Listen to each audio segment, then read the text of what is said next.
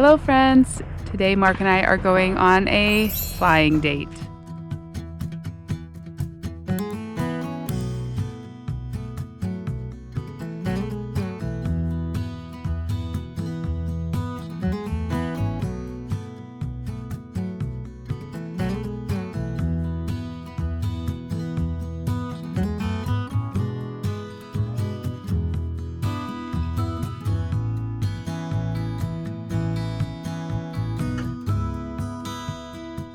We are out at this small airport where we house our Cessna 170B.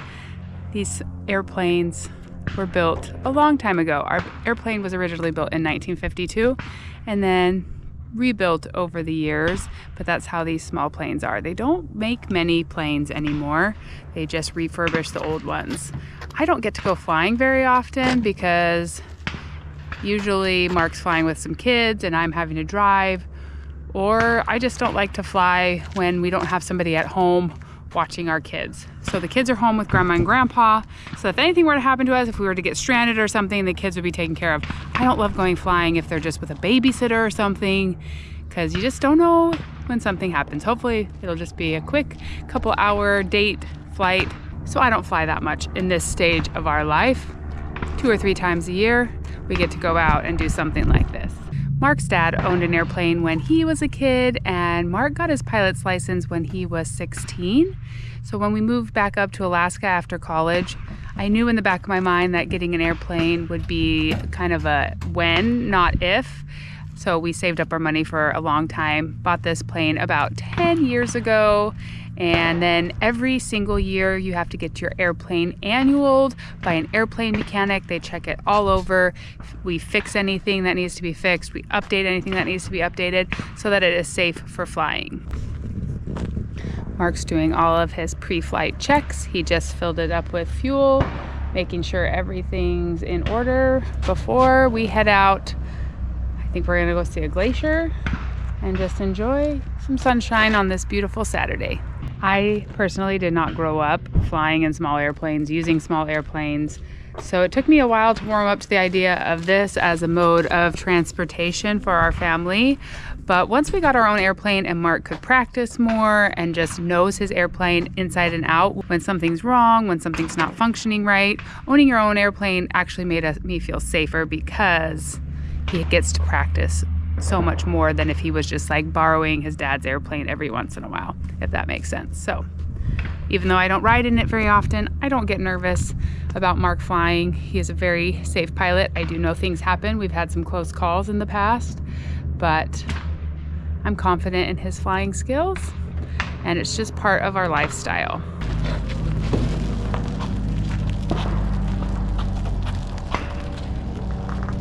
So this plane is a 4-seater, but really everything with these small planes is weight-based. It can hold about 550 pounds of weight after you fuel it up because the fuel weighs about 220 pounds. So you always have to be thinking about how much everybody weighs, all your gear weighs, all the moose meat weighs, all those things are what Mark has to keep in mind when loading up the plane.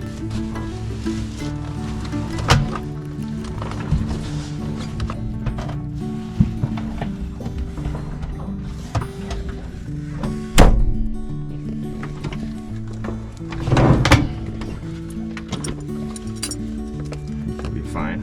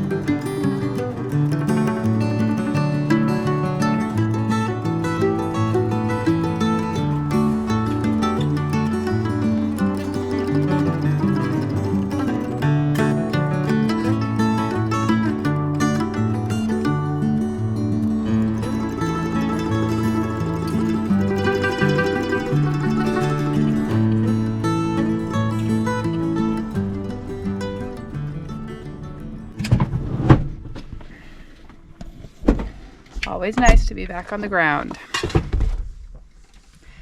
My ears are kind of ringing. We flew for about an hour sightseeing.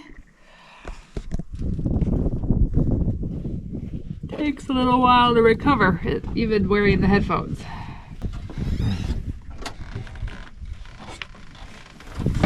Welcome to your lunch date spot. Thanks. So this strip that we landed on is just dried up mud. We've seen so many glaciers today. It's just incredible. I have not been here in years, but my Facebook memory just a few days ago was of us being here, and there was this big moose that kept walking around the strip, kind of checking us out. This is just an old glacial lake. This is an old glacial lake that, as the glaciers have receded, it doesn't fill up with water anymore. It used to fill up every summer. This whole valley would fill up and then flood as the glacier kind of moved, but now the glacier's receded, and so it's got this silty bottom everywhere where it used to be that bottom of the lake.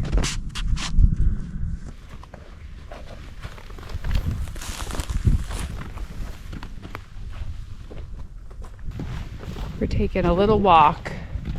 Once you're down here on the ground, you feel real small. I think you feel small while you're flying too, but you kind of have a different perspective once you get down here. Pretty amazing. If we just flew straight here, we're about 30 miles, or sorry, if we flew just straight here, about 35 minutes from the airport we took off. And looking around, I can see 7 different glaciers. And you know, it's Saturday afternoon and no one else around. Pretty cool. I'm taking Lauren up to an overlook where we can see another glacier up here, and behind us we have to go over this ridge. This ridge is called a moraine, and that's where at one point the glacier pushed out, kept pushing like a plow, pushing the rocks and stuff in front of it. When it stopped and it started retreating, it left this big ridge, and from the air you can see this huge arc around, and it made this lake that we're going to be looking at. Right there. Hey bear, we're coming through. We haven't seen any bears, but I know they're around. A friend of mine saw some pretty close here the other night flying around, just making noise. Funny little paintbrush looking things here. Look like poof balls all over. Something from Dr. Seuss. Right, the plane's back there. Made it to the top of the little moraine. There's the view. Lake George, Colony Glacier. Amazing. Hear a helicopter coming up over us.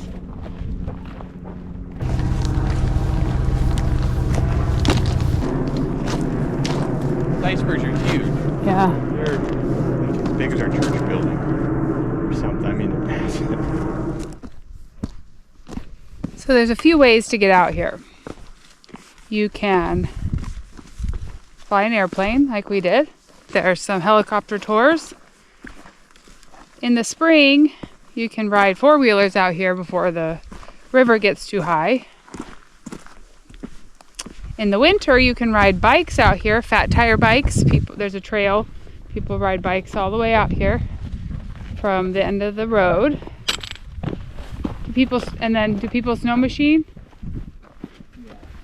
Nobody gets to right here though, because that other glacier usually blocks them Oh off. yeah. The Connect Glacier, it blocks off the way. And you can snow machine, but you can't make it this far. Mark was reminding me. We passed another glacier, the Connect Glacier. That is where people end up when they do most of those type of tours. Possibly could jet boat up if you had the right type of jet boat. Not many people do it.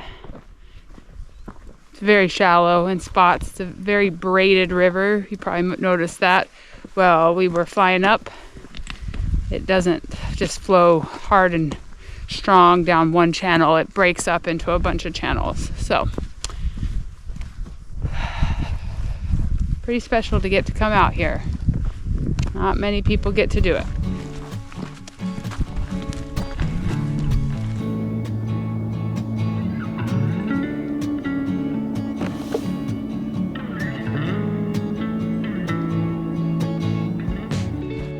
I was in Talkeetna a few weeks ago, and we couldn't fly up to the Alaska range where Denali is.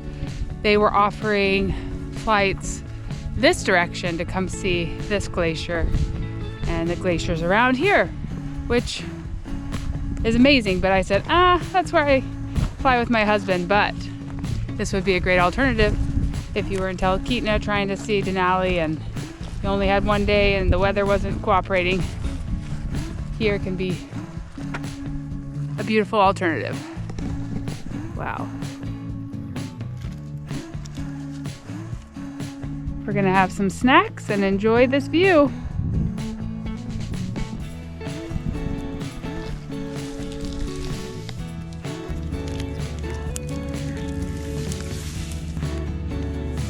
You got the glacier in the background? Yeah. You want to do it with the camera? Yeah, I'll do it.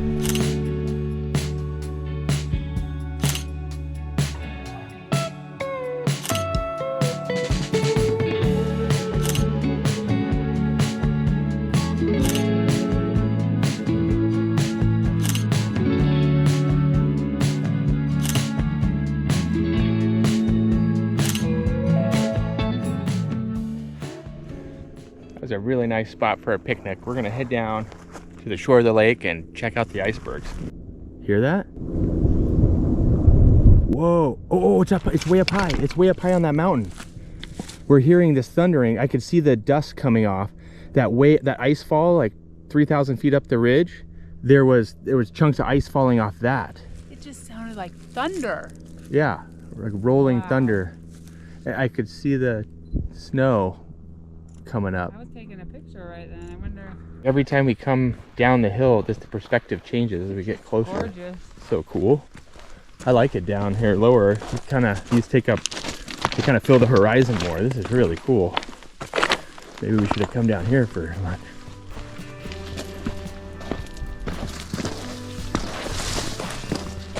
Wow. Cool. These ice chunks are just incredible. What's that? Just saying, these ice chunks are incredible. Yeah. Glistening in the sunshine.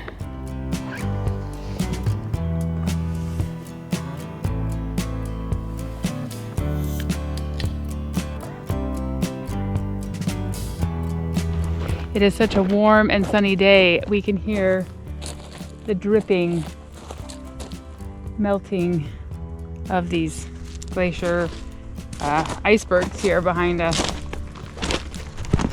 I've seen the water a bit higher here. Here, range or something. These feel like rocks from the Soldovia beach. Like, a lot of noise down here. Dripping. We had one of these icebergs right back here, just kind of did a roll, a flip, and then it bobbed up and down. So much dripping. Makes sense. Warm. Mark said at one point there was a canoe and a kayak stashed around here that you could go out on. We haven't seen it yet though. We did come out here one time in the winter, and this lake was frozen and we were able to land our airplane on it and go check out an iceberg. The conditions have to be absolutely perfect. Last year a plane got stuck in the ice and then nobody else landed. You just have to really make sure the conditions are good. The snow has to be blown off. Needs to be a bluebird sky day, but that was a pretty special thing to get to experience a few years ago. Not an everyday thing.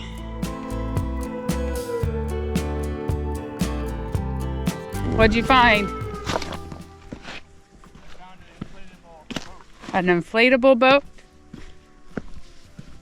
I don't know, do we have life jackets? Oh, this is a pretty rock. Some quartz.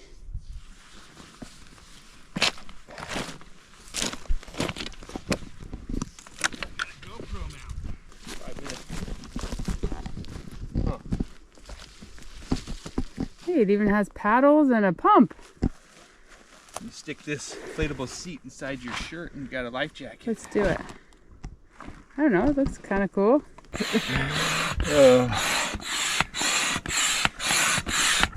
You can take a turn too. Not sure what we're getting ourselves into here. Sadly, I think we're gonna have to call this a no-go. Right here, we got multiple spots where air is leaking out of this. Problem with a boat like this here, just leaving it, is the critters are really curious to start chewing on this. We had a boat at our cabin that a bear just took a bite out of, and they don't eat it. I think they're just curious. They just kind of go and bite out of it. And I think this boat would hold enough air to get us about 30 feet out, and then we'd be really wet. If it had held there, I think we would have done a little excursion. There used to be a hard-sided canoe that someone had drug up here in the winter, and it had a bunch of cracks in it, and I went out a few times, and you'd have to bail water as you went, but at least the bears wouldn't chew on that one. We just brought a little duct tape. We could have just fixed it. A little patch kit. You need a lot of patch kit, it looked like.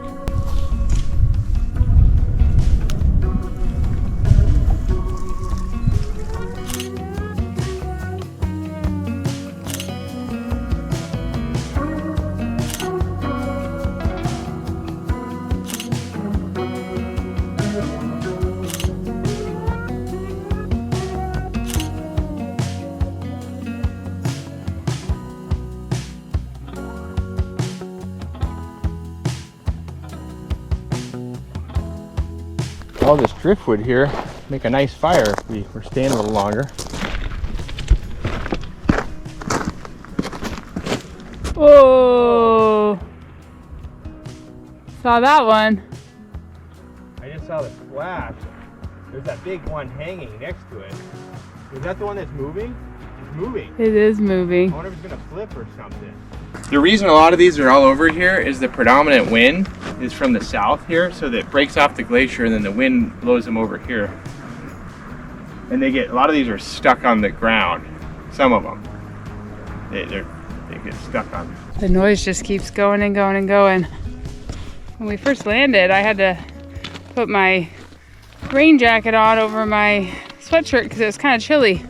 But, oh, it's warm now. We've been super warm sitting around and hiking around. Just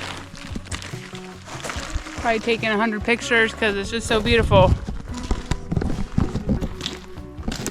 Time to head back to the lake. I think all these trails will kind of lead us up to where we want to go. Okay. You can find a rock cairn that'll show the point.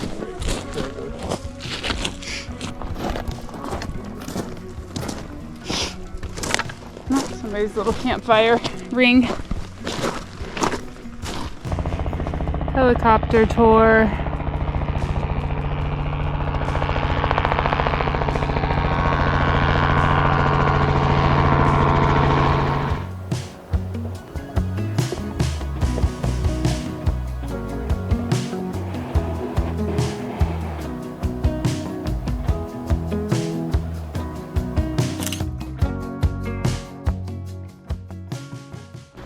Leaving this glacier behind us, but as we're coming back this way, there's another glacier. Look, now just this way.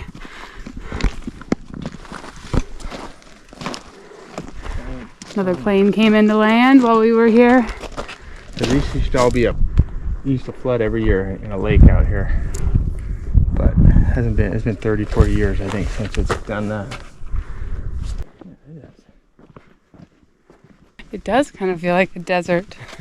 I'm not used to this heat. I thought it was not even going to be that warm today. I thought it was supposed to get warm tomorrow. Especially when you get down onto this cracked, The mud, the old lake. the lake mud. It definitely looks like a desert.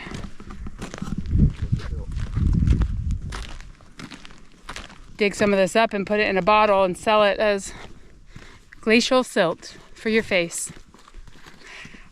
If you saw our video recently where we took a train and hiked to a glacier and Everett covered himself in glacial silt, I do have to tell you, after he took his shower that night, his skin was so soft.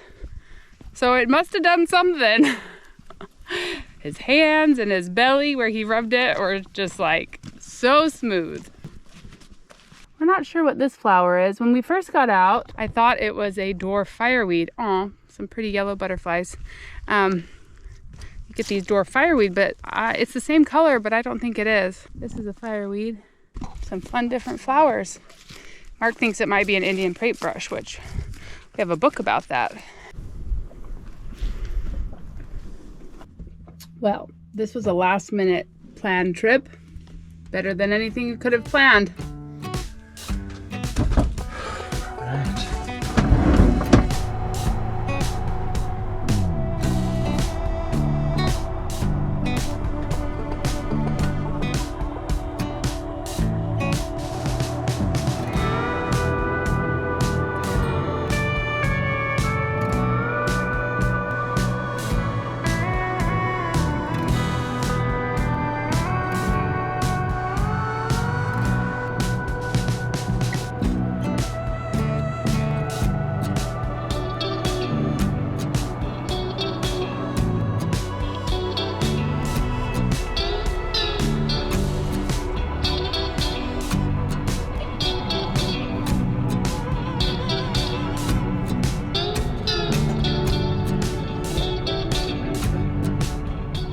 Fun to fly, but always good to be back on the ground safely.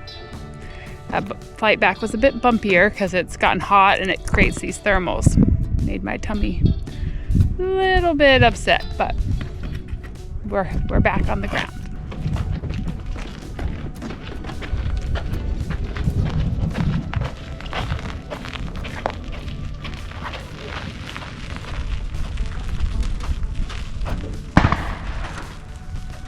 I think there's a perception that everybody in Alaska owns a plane, but really we know very few people that actually fly these small planes, but there is a higher concentration of them up here than other places in the world for sure, but it's not as common as you think.